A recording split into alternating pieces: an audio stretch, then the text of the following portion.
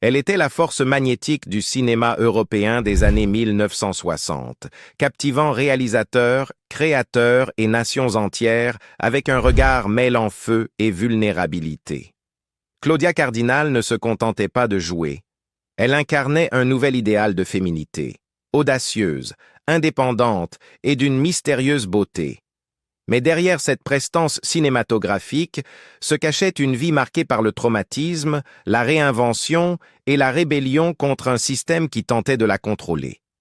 Du secret entourant son premier enfant au refus du regard insistant d'Hollywood, le parcours de Cardinal est resté une mosaïque farouchement gardée, faite d'élégance et de défis.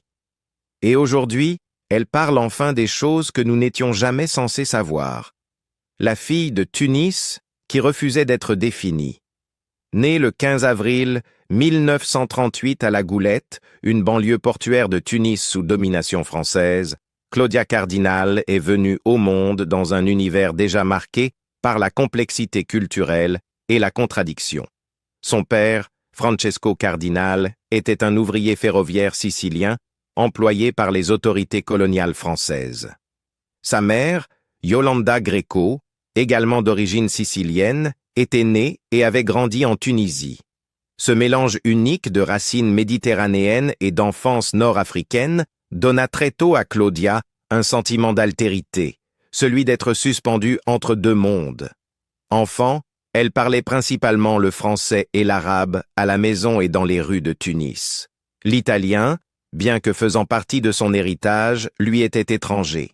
Son éducation catholique dans un pays majoritairement musulman lui inculqua à la fois des valeurs strictes et un instinct de survie.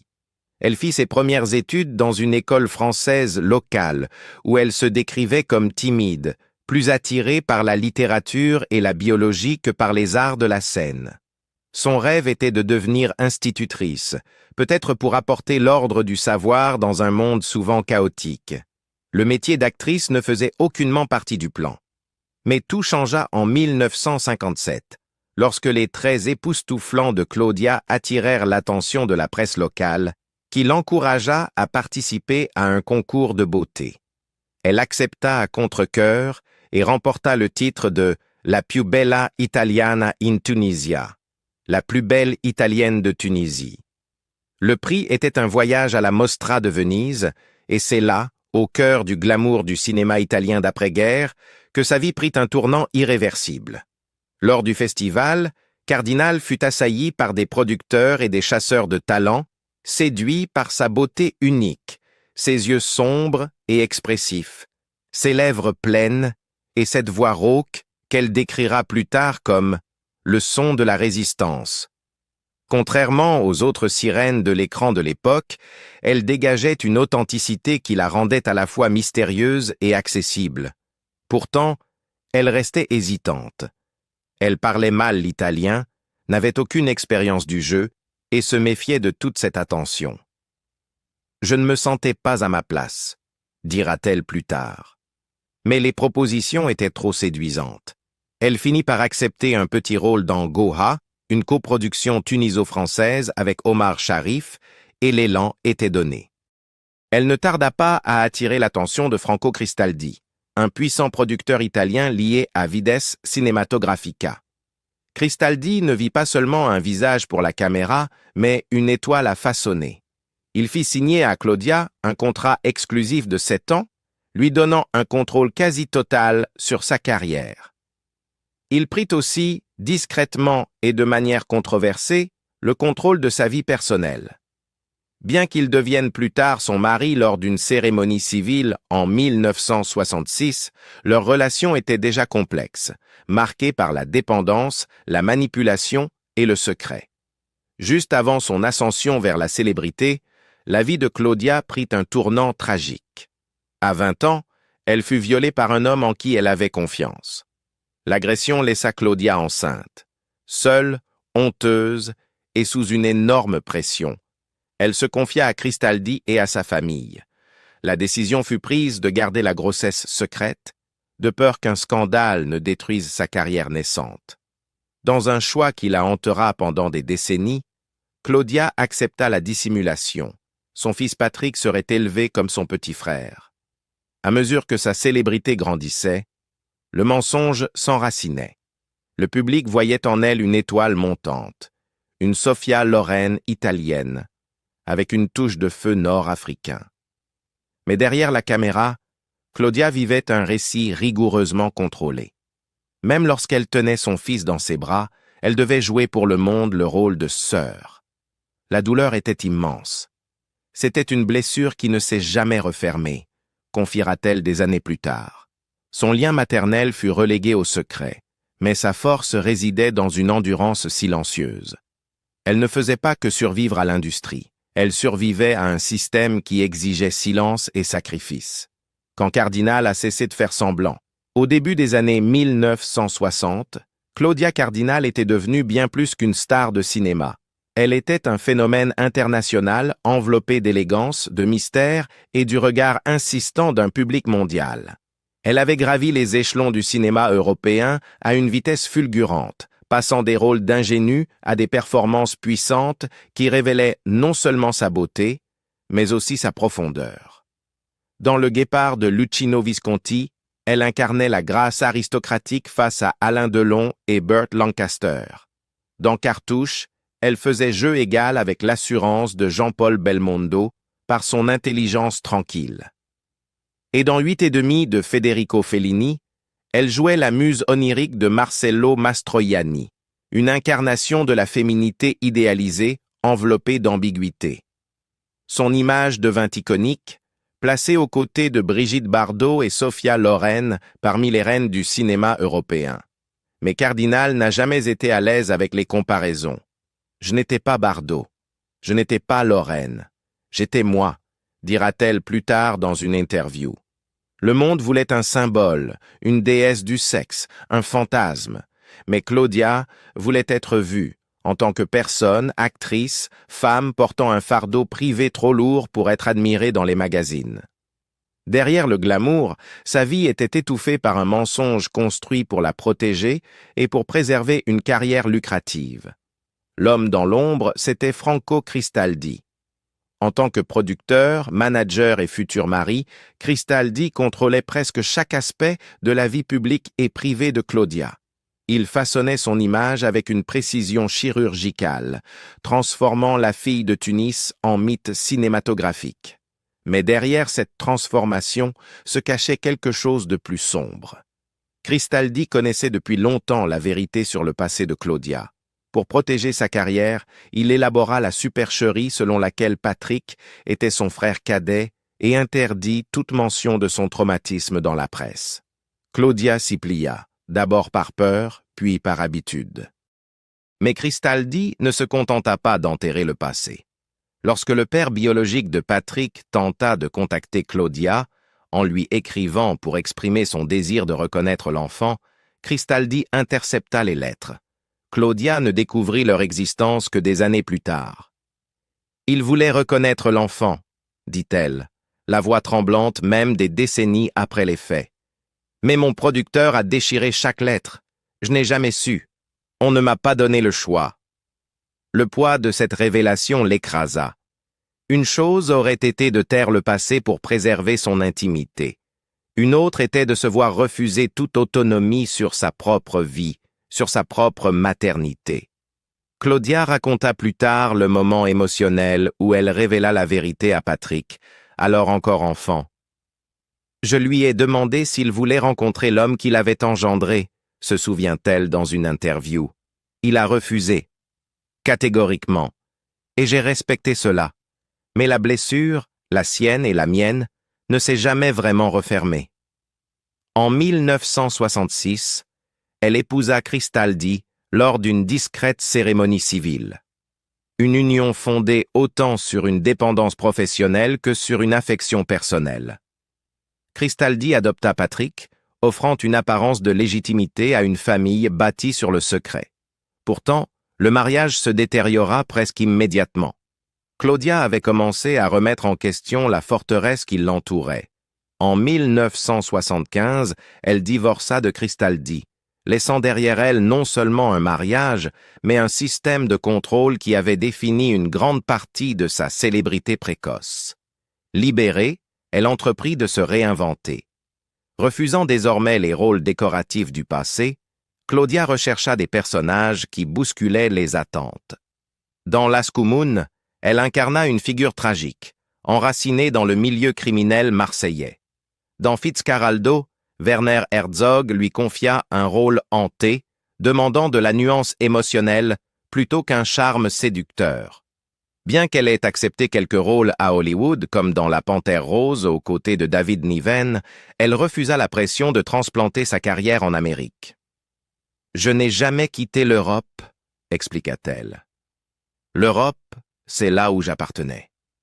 C'est là que vivait de ma langue, ma douleur, ma vérité. » Son refus d'abandonner ses racines ou sa voix lui valut l'admiration au fil des décennies.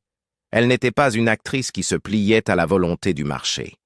Elle était une survivante qui plia le monde à son histoire, une fois qu'elle eut trouvé le courage de la raconter.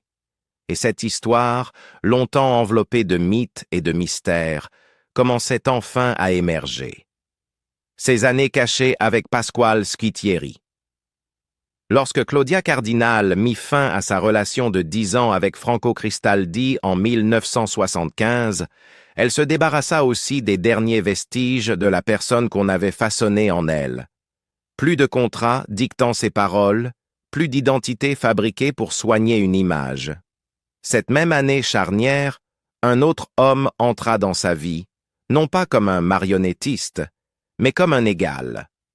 Pasquale Squitieri, cinéaste farouchement indépendant et politiquement radical, devint son partenaire dans la vie, l'amour et la rébellion créative. Leur relation dura plus de 40 ans, mais peu, en dehors de l'Italie, en comprirent de la profondeur silencieuse. Squitieri était tout ce que Cristaldi n'était pas. Napolitain de naissance, il s'était forgé une réputation pour son franc-parler, notamment à travers le cinéma. Il s'attaquait à la mafia, au fascisme et à la corruption systémique en Italie avec une audace qui entraînait souvent des censures et des polémiques politiques. Cardinal, qui avait si longtemps été la figure élégante du cinéma italien, trouva en Squitieri un complice, non seulement amoureux, mais aussi engagé. Ensemble, ils entamèrent un nouveau chapitre, marqué par la vérité, la liberté personnelle et le risque artistique. Ils ne se marièrent jamais, un acte qui, en soi, relevait déjà d'une rébellion tranquille contre la tradition. Dans les interviews, Cardinal éludait souvent les questions sur leur relation, préférant que leurs œuvres parlent pour eux.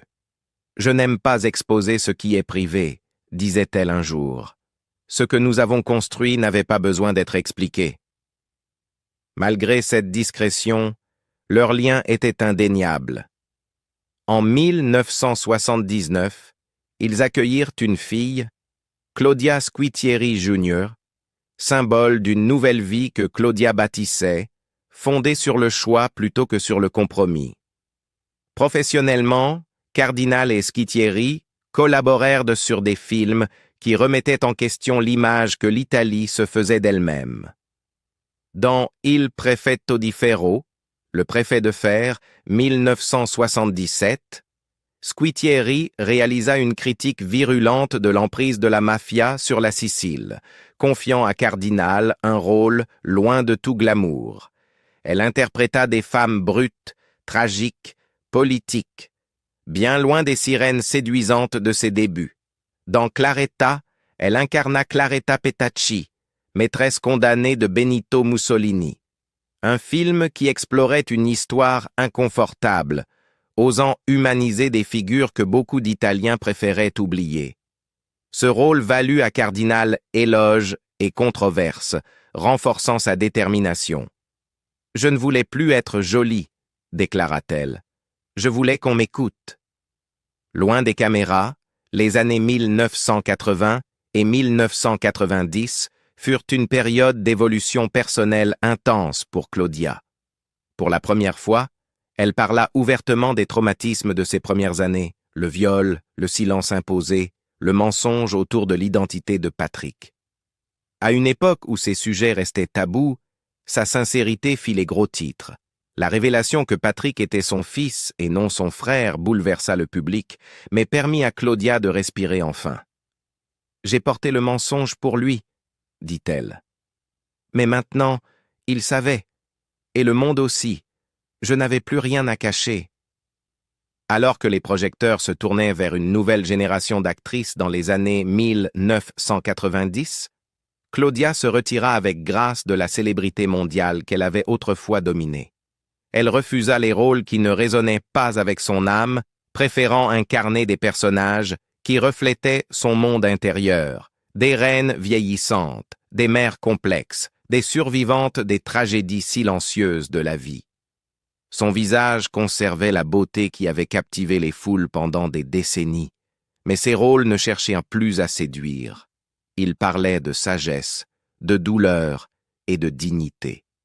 Pendant tout ce temps, Squitieri resta à ses côtés, une présence constante dans une vie marquée par la trahison, la manipulation et la renaissance. Leur union ne fut jamais spectaculaire, mais guidée par une mission partagée. Lorsque Squitieri s'éteignit en février 2017, ce fut une fin discrète à l'une des histoires d'amour les plus profondes et les plus secrètes du cinéma européen. Claudia le pleura en privé comme elle l'avait aimé. Leurs années ensemble ne firent jamais la une des journaux à scandale, ni les tapis rouges. Elles se vécurent en marge, là où réside la vérité, où la douleur peut guérir, et où Claudia Cardinal devint la femme qu'elle avait toujours été destinée à être. Activisme, héritage et combat silencieux. Lorsque le XXIe siècle s'annonça, Claudia Cardinal avait depuis longtemps dépassé les limites étroites de la célébrité cinématographique. Elle n'était plus seulement l'icône au regard brûlant qui avait illuminé les écrans dans 8 et demi, Le Guépard, où il était une fois dans l'Ouest. Derrière son héritage cinématographique, une force plus discrète, mais plus résolue, avait grandi. Une force qui refusait de se contenter de la gloire passée. Bien avant que les réseaux sociaux ne fassent de l'engagement une mode et que les conférences de presse ne transforment les célébrités en militants, Claudia Cardinal s'attaquait déjà aux injustices du monde avec une férocité et une grâce rares. En 2000, l'UNESCO nomme Cardinal ambassadrice de bonne volonté. Contrairement à de nombreuses désignations purement symboliques, Claudia prit ce rôle avec un sérieux inhabituel. Elle s'investit dans la défense des droits des femmes, de l'alphabétisation et de l'accès à l'éducation, notamment dans les régions défavorisées. Pour elle, ce n'était pas une opération de communication, mais le prolongement de combats profondément personnels. Avoir vécu dans le silence si longtemps, disait-elle, m'a appris combien il est important d'être entendu et cru. Son engagement ne s'arrêta pas à l'égalité des genres. Au début des années 2000, Cardinal devint l'une des voix les plus engagées parmi les célébrités en faveur d'Amnesty International. Son cheval de bataille, l'épidémie mondiale de violences faites aux femmes. Tirant de sa propre expérience d'agression sexuelle à l'âge de 20 ans, elle transforma sa douleur intime en mission publique. Elle parla ouvertement de la honte imposée aux survivantes, de la culture du silence et de la nécessité de réformes juridiques. À une époque où ces sujets restaient largement tabous en Europe, sa voix portait avec force et légitimité. « On m'a dit de me taire pour protéger ma carrière », confia-t-elle. « Mais le silence ne protège pas, il emprisonne. » Cardinal s'impliqua aussi dans la cause environnementale, devenant vice-présidente de Green Cross Italie, une organisation fondée par Mikhaïl Gorbatchev pour faire face aux crises écologiques et au développement durable. Son amour pour la planète dépassait l'activisme formel. Elle utilisait sa notoriété pour sensibiliser, notamment les jeunes, aux liens entre climat, pauvreté et genre. Elle fit partie du jury du Green Drop Award, décerné chaque année à la Mostra de Venise à un film promouvant la conscience écologique. Le cinéma a toujours eu le pouvoir d'ouvrir les yeux, déclara-t-elle. Il doit maintenant ouvrir les cœurs et changer les mentalités. En 2004, le président français Jacques Chirac nomma Cardinal à la tête d'un comité spécial chargé d'évaluer la possibilité de faire entrer la romancière George Sand au Panthéon. Une proposition audacieuse, non seulement parce que Sand était une femme, mais aussi parce qu'elle avait défié les normes de genre avec autant d'audace que Cardinal dans son époque. Le projet échoua face au blocage politique, mais le fait que Cardinal ait été choisi pour mener cette mission culturelle témoigne de sa stature intellectuelle et de sa clarté morale. Elle n'était plus seulement perçue comme une actrice, mais comme une femme d'État dans le domaine des arts et des lettres. Tout au long de sa carrière, Claudia affirma que les artistes avaient une responsabilité, celle de témoigner. « Nous sommes la mémoire de nos sociétés », déclara-t-elle en 2015 à Genève. Et la mémoire est la première étape vers la justice. Son engagement demeura ancré dans l'humilité. Elle ne recherchait ni trophée ni reconnaissance, mais un véritable impact. Elle n'acceptait des prix honorifiques que si elle pouvait les associer à une cause caritative. Même octogénaire, elle participait encore à des forums internationaux, des conférences et des panels universitaires, exhortant les jeunes générations à ne pas laisser le cynisme éteindre l'idéal. En 2023, Claudia et sa fille, Claudia Squitieri Jr., fondèrent la fondation Claudia Cardinal, une initiative destinée à établir un pont entre les arts et les sciences. La fondation attribue des bourses à de jeunes cinéastes, peintres et musiciens, notamment issus de milieux marginalisés, et parraine des résidences interdisciplinaires centrées sur la créativité, le développement durable et la justice sociale. Elle soutient également la recherche sur les usages thérapeutiques de l'art pour les survivants de traumatismes, prolongeant le thème cher à Claudia, la transformation par l'expression. « L'art m'a sauvé », confia-t-elle un jour.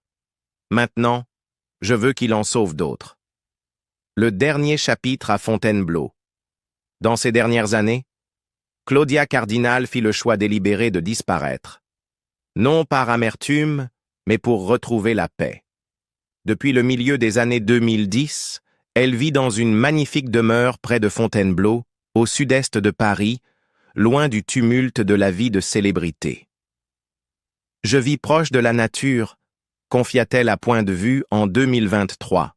« C'est la vie dont j'ai toujours rêvé. » Entourée de ses enfants et de ses amis proches, elle poursuit discrètement ses activités philanthropiques. La fondation Claudia Cardinal a son siège tout près, et avec l'aide de sa fille, elle en supervise toujours la direction. Sa mission, soutenir les jeunes femmes et les artistes, reflète les valeurs qu'elle a portées toute sa vie.